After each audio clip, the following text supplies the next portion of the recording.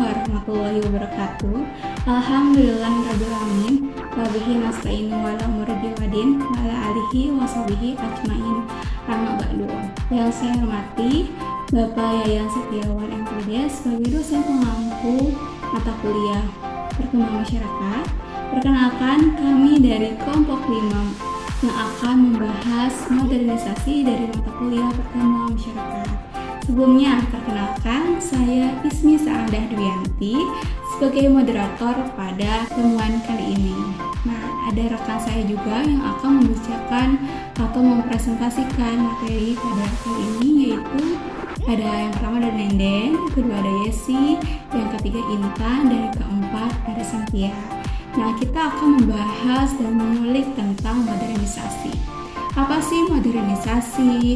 Terus apakah ada pengaruhnya untuk kita, masyarakat? Pengaruhnya apa saja? Apakah ada pengaruh positifnya atau bahkan pengaruh negatifnya? Apakah ada faktor-faktor yang mendukung modernisasi hadir kepada masyarakat? Apa faktornya? Adakah faktor pendukung, penghambat, dan yang lainnya? Nah, akan kita bahas untuk selebihnya. Akan dibahas oleh rekan-rekan saya. Nah, yang pertama akan dibahas oleh Nenden. Untuk pemateri pertama, saya persilakan Nenden membahas materinya. Baik, terima kasih kepada moderator. Di sini saya sebagai pemateri pertama akan sedikit menjelaskan tentang definisi modernisasi. Modernisasi merupakan suatu bentuk perubahan sosial yang penting. Istilah dari modern sebagai kata dasar dari modernisasi. Nah, modernisasi ini berasal dari bahasa Latin, yaitu modo yang artinya cara dan ernus yang artinya masa kini.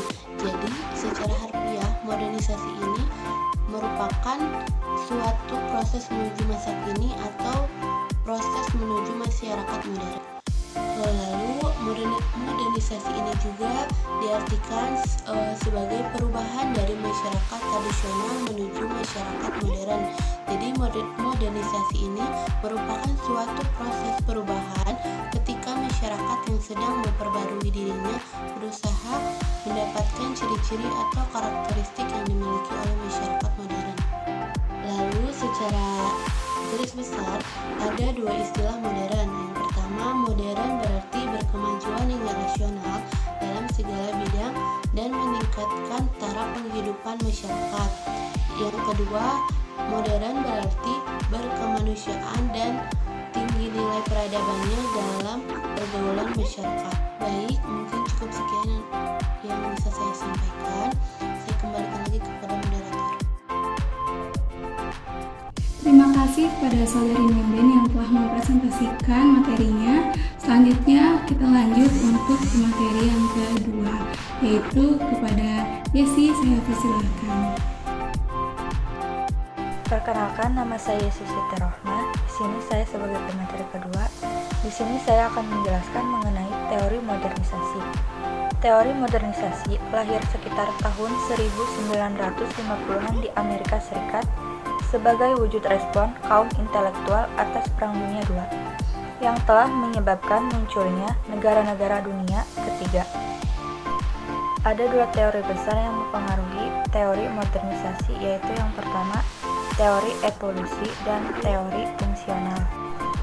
Teori fungsional yaitu teori modernisasi mengandung asumsi bahwa modernisasi merupakan proses sistematik, transformasi, dan terus-menerus. Teori evolusi yaitu perubahan sosial yang bersifat linear, terus-menerus, dan perlahan yang membawa masyarakat dari tahap primitif menuju lebih maju.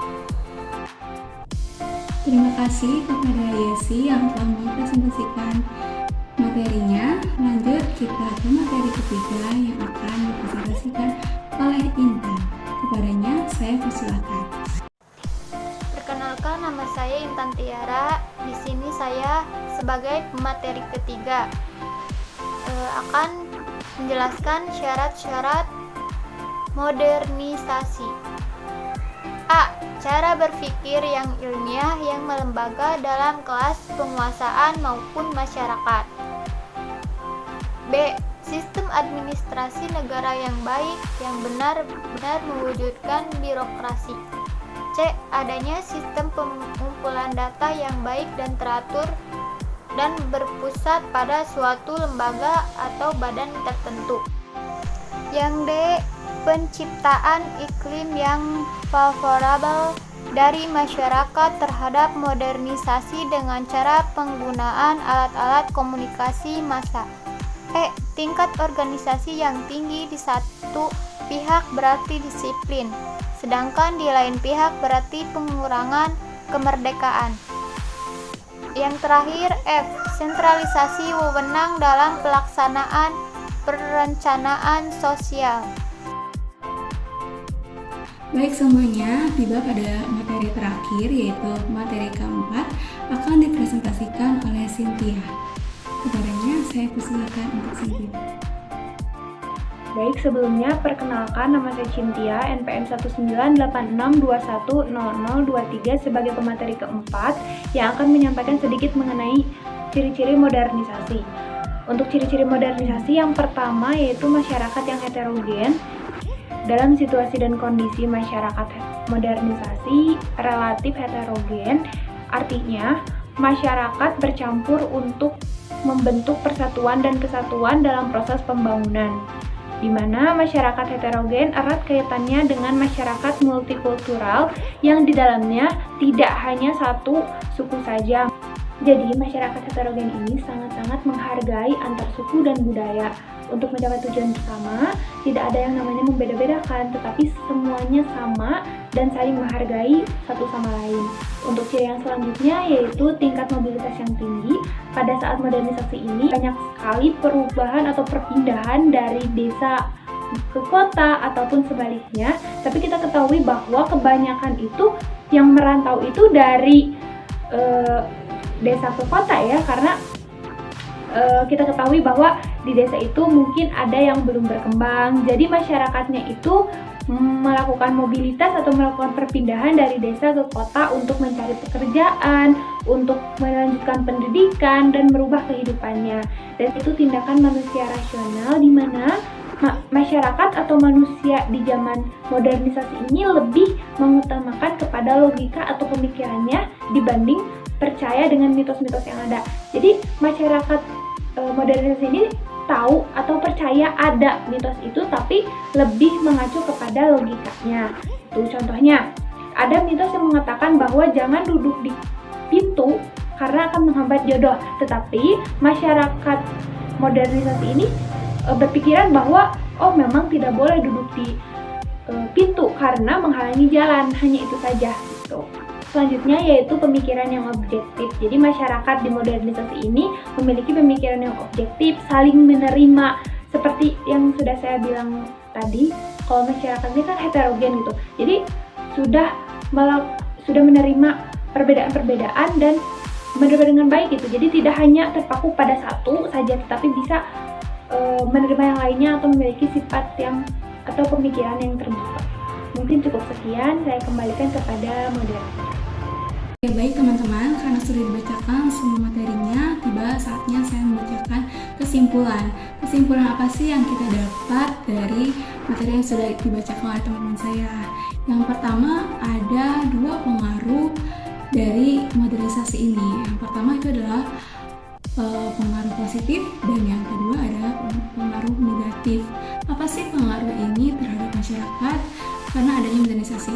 Nah, pengaruh positifnya adalah masyarakat lebih berpikir visioner atau berpikir ke depan, berpikir masa depan, terus berpikir ilmiah. Nah, dengan adanya ini, tentu masyarakat akan memikirkan segala resiko tindakan dalam hidupnya, terutama dalam bidang pendidikan dan pengajaran. Nah, yang kedua adalah pengaruh negatif dengan adanya modernisasi terhadap masyarakat, yaitu masyarakat terkesan hidupnya lebih konsumtif, jadi apa-apa dibeli gitu, karena dengan adanya seiring perkembangan zaman gitu. Contohnya, misalnya kita tuh lagi heboh dengan adanya iPhone 12 Pro Max gitu. Nah, sedangkan ekonomi kita tidak cukup gitu untuk itu, dan padahal HP kita masih bagus untuk digunakan. Karena sifat kita yang konsumtif, karena adanya modernisasi, kita memaksakan kehendak untuk membeli sesuatu yang akhirnya hanya mengikuti zaman saja gitu. Padahal yang sebelumnya bisa digunakan. Nah, yang kedua yaitu saya akan membahas tentang faktor pendukung dan penghambat masyarakat Pekanbaru. Nah, yang pertama adalah faktor pendukung masyarakat Pekanbaru, yaitu masyarakat bersifat heterogen.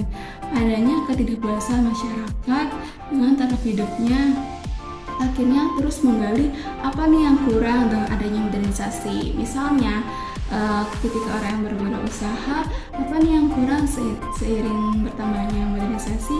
Oh, sistemnya dirubah, oh cara menjualnya dirubah, seperti itu.